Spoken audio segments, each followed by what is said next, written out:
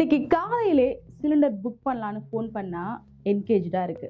சரி, நமக்கு தான் ஏதோ பிரச்சனை அப்படின்னு ஆஃபீஸ் வந்தா ஆஃபீஸ்ல எல்லாருமே இதை பத்தி தான் பேசுறாங்க. சிலிண்டர் தட்டுப்பாடு. இப்போ இது எதனால அப்படின்னு பார்க்க போனா, அமெரிக்கா, இஸ்ரேல் 2 பேரும் தொடர் தாக்குதல், அதாவது ஈரான் மீது தாக்குதல் நடத்துறாங்க. ஸோ இந்த போர் நிலவரம் காரணமாகத்தான் கேஸ் சிலிண்டர் நமக்கு தட்டுப்பாடு ஏற்படுது அப்படின்னும் சொல்லப்பட்டு வருது. இன்னொரு விஷயம் என்ன அப்படின்னு பார்த்தீங்கன்னா, இப்போ இந்த ஈரான் மீது போர் தொடுக்கிறதுனால கிட்டத்தட்ட உலகத்துல இருக்கிற அத்தனை நாடுகளுக்கும் 20% எரிபொருள் ஈரான்ல இருந்தா வருதான். இப்படி இருக்கும்பொழுது அங்க போர் தொடுக்கும் பொழுது தட்டுப்பாடு ஏற்படுவதற்கான வாய்ப்புகள் அதிகமாக இருக்கு அப்படின்னு சொல்லப்படுது. முன்னாடி 15 நாளுக்கு ஒரு முறை சிலிண்டரை புக் பண்ணிக்கலாம். ஆனால் இப்போ 21 நாள் கழித்து தான் புக் பண்ண முடியும் அப்படிங்கிற ஒரு தடையும் உத்தரவும் இங்க வந்திருக்கு.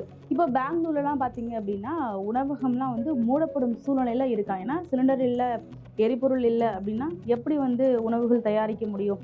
இன்னொரு விஷயம் விலையேற்றம் அதிகரிக்க உணவுகளின் விலையும் அதிகரிக்கும். அப்படி இருக்கிறதுனால பெங்களூர்ல நிறைய உணவகங்கள்லாம் மூடப்படுற சூழ்நிலை இருக்கு. இப்ப தமிழகத்துல என்ன சொல்லியிருக்காங்க அப்படின்னா, ஹோட்டல் உரிமையாளர்கள்லாம் வாங்க ஒரு ஆலோசனை நாளைக்கு நடத்தலாம் அப்படிங்கிற அறிவிப்புமே இப்ப வந்திருக்கு. இந்த சூழ்நிலையில எல்லா வீடுகளுக்கும் சிலிண்டர் கிடைக்கணும் அப்படின்னா என்ன பண்ணலாம் அப்படின்னு பார்க்கும்பொழுது, இப்ப இந்தியா ஒரு பரிசீலனை பண்ணிட்டு இருக்காங்க. அதுல என்ன அப்படின்னா, ரஷ்யா இல்லைன்னா மேற்கு ஆப்பிரிக்கா இவங்கள்ட்ட இருந்து நம்ம வாங்கிக்கலாம் அப்படிங்கிற ஒரு பரிசீலனையும் இருக்கான். ஈரான் கிட்ட இருந்து கச்சா எண்ணெய் வாங்குறதுல ஒரு 10 நாடுகள் முதலிடத்துல இருக்கா. அதுல பாத்தீங்கன்னா சீனா தான் முதலிடத்துல இருக்கு. அப்புறம் லெபனான், ஓமன் இந்த மாதிரி நிறைய நாடுகள் அவங்கள்ட்ட இருந்து கச்சா எண்ணெயை வாங்கிட்டு இருக்காங்க. ஸோ இப்போ ஈரான்ல போர் நடக்கிறதுனால ஏற்றுமதியானது இங்க தடை செய்யப்படுகிறது. இப்போ நம்ம சென்னையில பாத்தீங்க அப்படின்னா சிலிண்டர் தட்டுப்பாடு இருக்கு அப்படிங்கிறதுனால இப்போ என்ன பண்றாங்க அப்படின்னா, ஹாஸ்டல்லாம் ஃபுட்டு டீ காஃபி கிடையாது.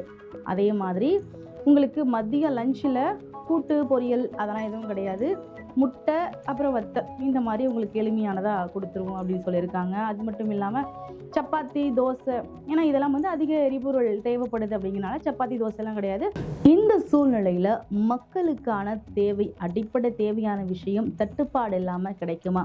இதுக்காக அரசு என்னென்னலாம் நடவடிக்கை எடுக்கும் அப்படிங்கிறத பொறுத்திருந்து பார்ப்போம்.